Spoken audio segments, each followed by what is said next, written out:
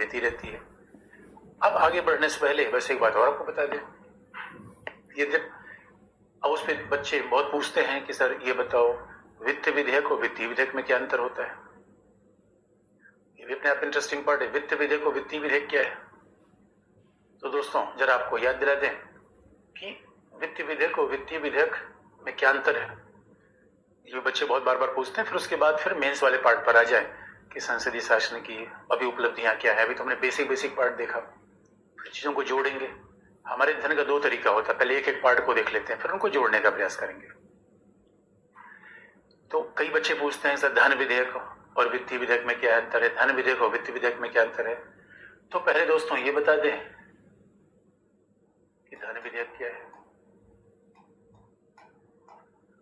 धन विधेयक क्या है? जिसे कहते हैं मनी बिल। और फिर वित्त विधेयक क्या है?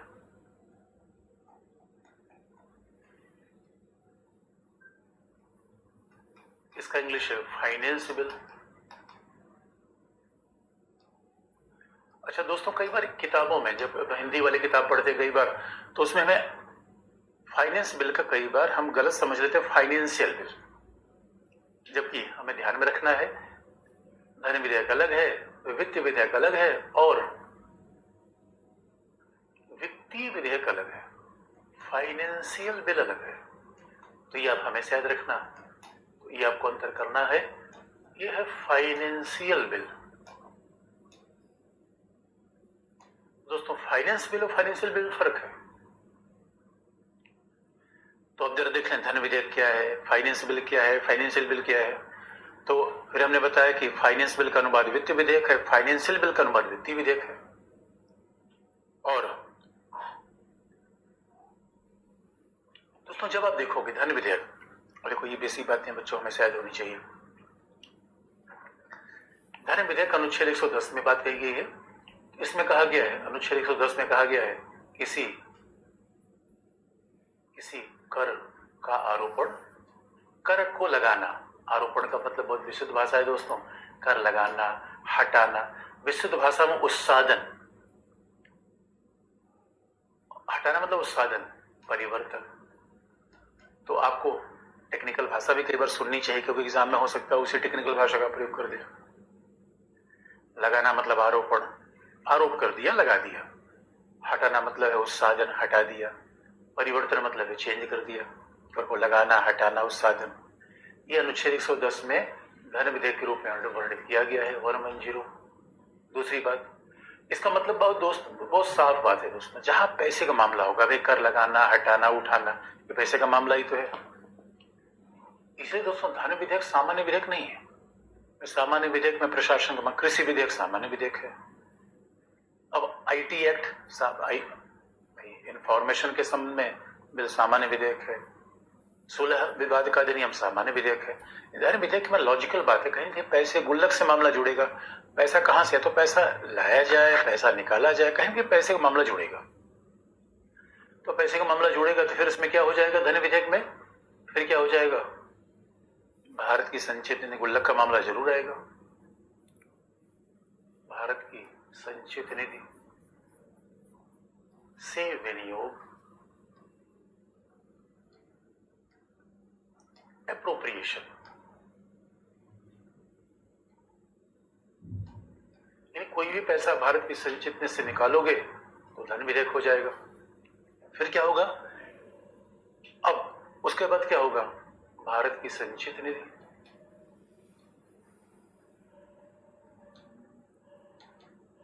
संचित निधि एवं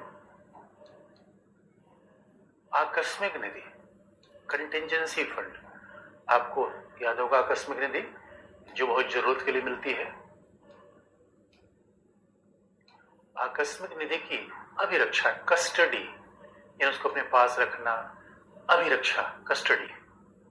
एक खास बात देखो, संचित निधि बार बार आ रही है भारत की। यहाँ पे क्या है, संचित निधि से पैसा निकालना, विनियोग का मतलब है निकालना, विशुद्ध हिंदी है विनियोग। एक है योग, योग का मतलब जोड़ना, प्राप्त करना, विनियोग का मतलब है निकालना। तो संचित निधि और आकस्मिक निधि की अभिरक्षा तो कल भी मैंने बताया था आकस्मिक निधि का मतलब है कि आवश्यक खर्च के लिए दिया गया पैसा। और फिर भारत की संचित निधि को हर जगह आ रहा है। यही तो धन विधेयक है जहां पैसे का मामला, गुल्लक का मामला हर जगह आ रहा है दोस्तों। भारत की संचित निधि एवं लोक लेखा, पब्लिक अकाउंट, यानी जो अपने LIC में पैसा जमा कर रखा है, LIC क्या है, जीवन के बाद भी जीवन के साथ भी LIC है। तो अगर भारत की संचित निधि एवं लोक लेखा से किसी राशि की प्राप्ति, राशि की प्राप्ति या उसमें जमा करना, डिपॉजिट करना, ये भी धन विधेयक में आता है। अब जरा सोच के देखो, सामान्य विधेयक में संचित निधि, लोक लेखा, आकस्मिक, इन सब चीजों की बात नहीं होती भाई। यही तो धन विधेयक और सामान्य विधेयक की प्रक्रिया भी अलग होती है, विषय वस्तु भी अलग होता है। आप चाहोगे तब इसका भी कंपेयर कर देंगे कि सामान्य विधेयक से कैसे कंपेयर करें, पहले तीनों का अंतर देख लें। हम बार बार आपको बता रहे हैं सामान्य विधेयक में ये सब चीजें थोड़ी आती हैं, और खास तौर पे देखोगे संचित निधि तीनों जगह आई है बस, और संचित निधि, आकस्मिक निधि, ये सब आई गई।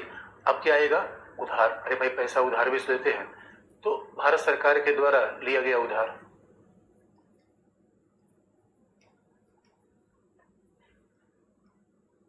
भारत सरकार के द्वारा लिया गया उधार या उधार पर दी गई गारंटी। आप याद रखो दोस्तों, हमारे यहाँ कभी हमारे यहाँ राज्य सरकार को उधार लेने का अधिकार नहीं है, आर्टिकल 292 में। और मान लो कहीं राज्य उधार भी लेता है तो गारंटी कौन देगा, संघ। देखो जैसे बैंक से हम लोन लेते हैं तो हमें गारंटर चाहिए होता है। अब मान लो उसी बैंक में जिसका अकाउंट है वो गारंटी दे दिया कि भैया लोन तो ले रहा है, लेकिन हम गारंटी दे रहे हैं कि लेके भागेगा नहीं। इसलिए और किसी भी खर्च को भारत की संचित निधि पर भारित करना,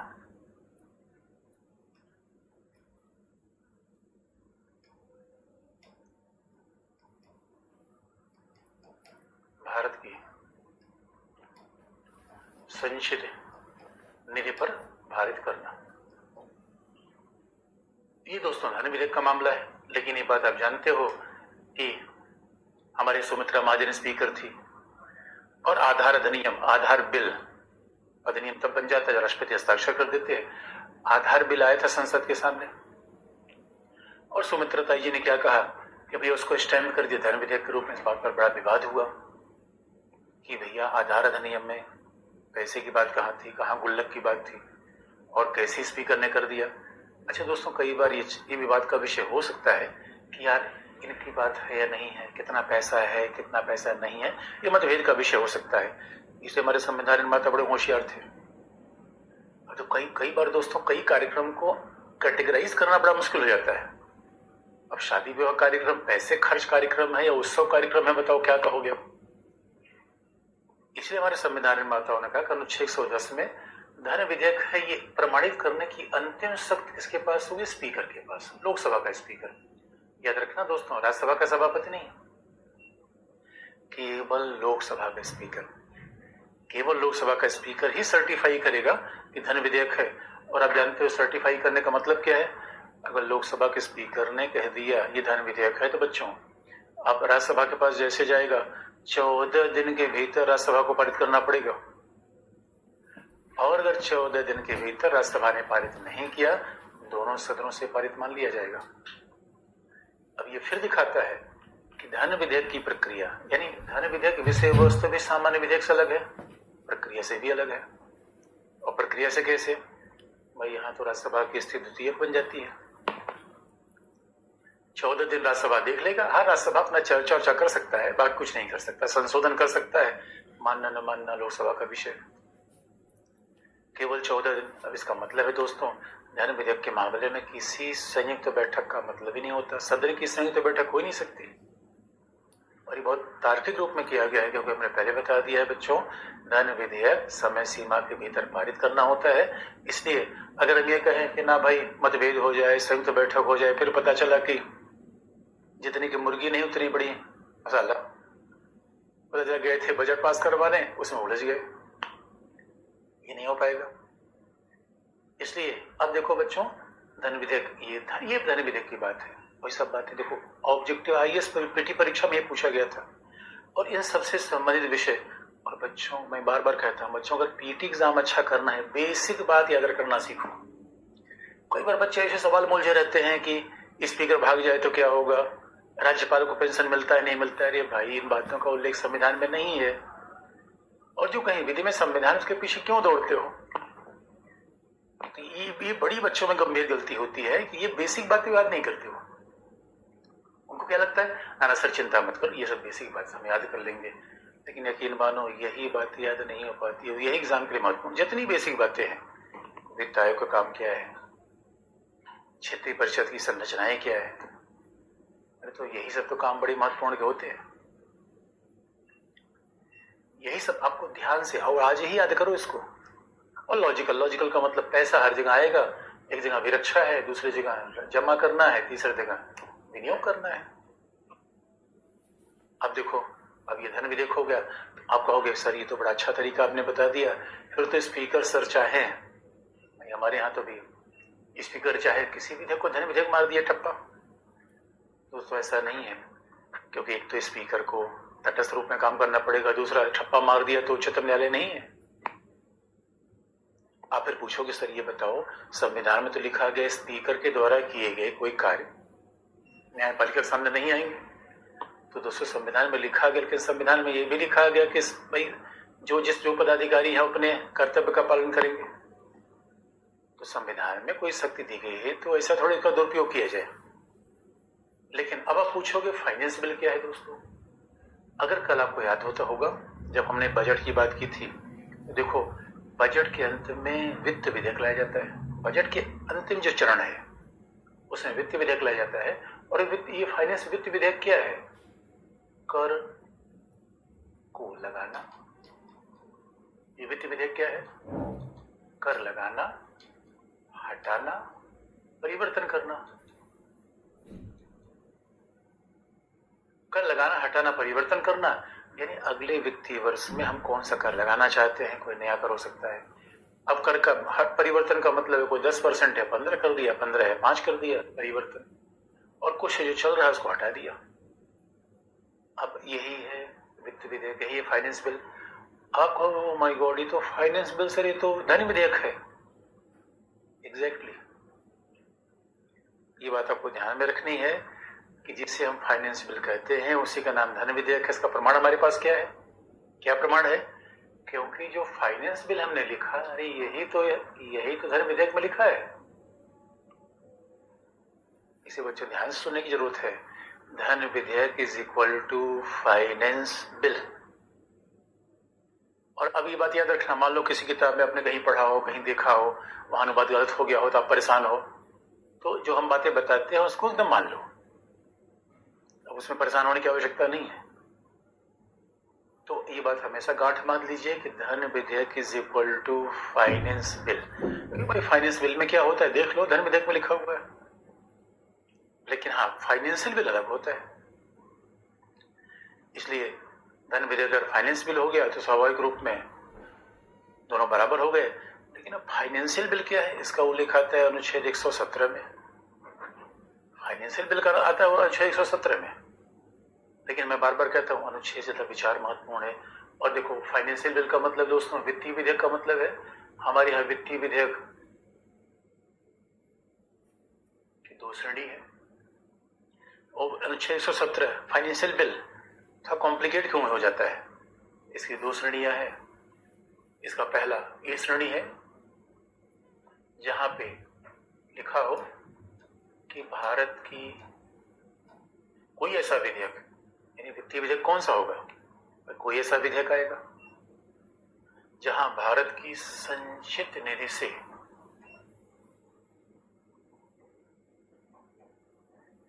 व्यय की बात की जाए, एक्सपेंडिचर, यानी कोई ऐसा विधेयक जहां भारत की संचित निधि से व्यय की बात हो। भारत की, यानी आप ये कह सकते हो कोई ऐसा विधेयक जिसमें भारत की संचित निधि से, मतलब एक ही पार्ट नहीं, कोई ऐसा विधेयक जिसमें अनुच्छेद 110 का एक ने कोई भाग इन्वॉल्व हो। ये भी हो सकता है, ये भी हो सकता है, ये भी हो सकता है, ये भी हो सकता है। हमने एक एग्जाम्पल लिख दिया। इसका मतलब जरूर नहीं कि यही होगा, तो ये कंफ्यूजन हटाने के लिए बल्कि मैं ये लिख दूं कि धन विधेयक क्या होगा, वित्तीय विधेयक में क्या आएगा। पहला, ऐसा विधेयक जिसमें धन विधेयक अनुच्छेद 110 का एक अवयव होना चाहिए। धन विधेयक का एक कोई कंपोनेंट होना चाहिए, कोई एक तत्व अवश्य होना चाहिए। कोई न कोई एक एलिमेंट होना चाहिए, धन विधेयक का कोई न कोई एक एलिमेंट होना चाहिए। लेकिन एक खास बात है, उसके अलावा भी कुछ होना चाहिए, क्योंकि अगर धन विधेयक की बात आ जाए तो वित्तीय विधेयक किस बात का, फिर तो धन विधेयक हो जाएगा। उसके अलावा कोई अन्य विषय भी होना चाहिए जिसका अनुच्छेद 110 से कोई संबंध न हो। अब अन्य विषय में क्या हो सकता है, महिलाओं का कोई मुद्दा हो सकता है, प्रशासन की बात हो सकती है, अन्य कोई विषय हो जाए। इसे लोग कहा करते थे कि भाई देखो, आधार बिल वाले मामले में पैसे का एक मामला था, लेकिन पैसे के अलावा बाकी सामाजिक न्याय का मामला था, कल्याण का मामला था, तो उसको हमने कैसे प्रमाणित कर दिया। अन्य विषय का मतलब है प्रशासन से समय कोई भी महिला सशक्तिकरण यानी ग्रामीण विकास कुछ भी हो जाए, ये होगा वित्तीय विधेयक। अब तेरी बात समझ में आ गई। धन विधेयक में केवल अनुच्छेद 110 की बात आती है, वित्तीय विधेयक में अनुच्छेद 110 के अलावा और भी विषय आते हैं। पहली बात। अब दूसरा, अब आप दूसरी बात देखो कि धन विधेयक की दूसरी श्रेणी क्या है, बी। दूसरी श्रेणी क्या है, बी। अब बी में क्या है, बी में क्या है कि अनुच्छेद 110 से संबंधित कोई विषय नहीं रहेगा,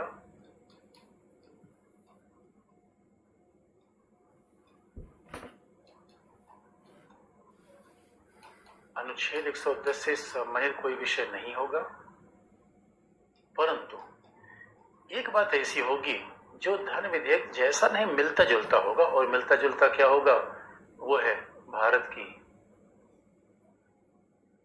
संचित निधि से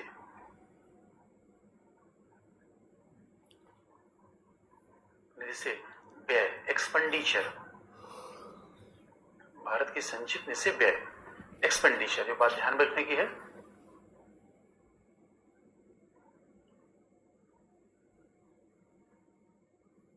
एक्सपेंडिचर, EXPINDUTRE। एक खास बात देखो, अब देखो दोस्तों, यहाँ शब्दों पर बड़ा हेरफेर रखना है, बड़ा ध्यान रखना है। हेरफेर कैसे रखना है, ध्यान कैसे रखना है, क्योंकि यहाँ क्या है, याद रखो। आप कहोगे सर ये बताओ, ये तो एकदम अनुच्छेद 110 जैसा लग रहा है। नहीं लग रहा है, नहीं, क्योंकि यहाँ लिखा गया भारत की संचित निधि से विनियोग, पैसा निकालना। यहाँ लिखा है एक्सपेंडिचर, व्यय। विनियोग और व्यय में अंतर होता है दोस्तों। हमने एटीएम से पैसा निकाला, विनियोग है। हमने आइसक्रीम खा लिया, व्यय है। दोनों बातें अलग अलग है।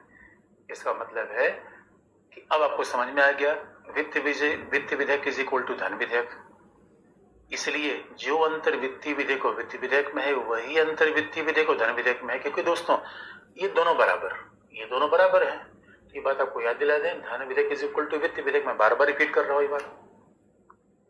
तो जो अंतर धन विधेयक वित्तीय विधेयक में है, वही अंतर वित्तीय विधेयक और वित्तीय विधेयक में है। इसका मतलब है वित्त विधेयक में केवल 110 की बात होनी चाहिए, लेकिन वित्तीय विधेयक में 117 में, और वित्त विधेयक 110 में आएगा। वित्तीय विधेयक के दो श्रेणी हो गए। पहला है आधा पार्ट धन विधेयक का होगा, आधा पार्ट अन्य विधेयक का होगा। यह कुल में रिमिक्सिंग है। आजकल रिमिक्सिंग का बड़ा जमाना है दोस्तों। रिमिक्सिंग आप सॉन्ग सुनिए। एक जमाना था जब पुराने सॉन्ग किशोर कुमार के, लता मंगेशकर को, उनको रिमिक्सिंग में कर दिया। पहले जमाने में तो सॉन्ग बड़ी धीरे से गाए जाते थे।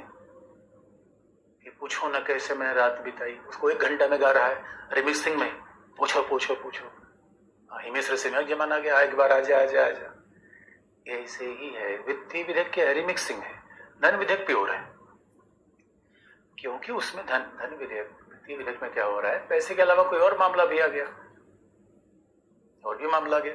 और यहाँ पे क्या है, एक धन विधेयक, यहाँ तो आधा धन विधेयक है, आधा सामान्य विधेयक है, इसे वित्तीय विधेयक हो गया। यहाँ तो कोई धन विधेयक नहीं। एक बात ऐसा जो मिलता जुलता है दोस्तों, वो धन विधेयक जैसा नहीं है, मिलता जुलता है। इसीलिए ये कह दिया गया 110 का कोई विषय नहीं कि भारत की संचित से व्यय है तो व्यय वाला मिलता जुलता है। पहला अंतर स्पष्ट हो गया कि धन विधेयक या वित्तीय विधेयक में, वित्त विधेयक वित्तीय विधेयक में अंतर क्या है? ये विषय वस्तु का अंतर है, क्या कंटेंट होगा। लेकिन आप याद रखो प्रक्रिया का भी अंतर है, इनको पारित कैसे किया जाएगा। वित्त विधेयक और वित्तीय विधेयक, पहला अंतर कैसा होगा दोस्तों? अंतर विषय वस्तु का अंतर हो गया कि दोनों में अलग अलग चीजें आएंगी। 110 आपके सामने लिखा गया है, तो अब हम 110 के साथ लिख सकते हैं यही है वित्त विधेयक। ये दोनों जैसे हैं, ये अलग है, लेकिन अभी आधा है भाई। विषय वस्तु के मामले में अब आपको अलगाव समझ में आ गया होगा कि वित्त विधेयक वित्तीय विधेयक में क्या अंतर है। अब जरा देखें संसद पारित कैसे करती है, प्रक्रिया में यहाँ पे भी अंतर है। संसद पारित कैसे करती है, तो आपको दूसरा भी अंतर बता दें।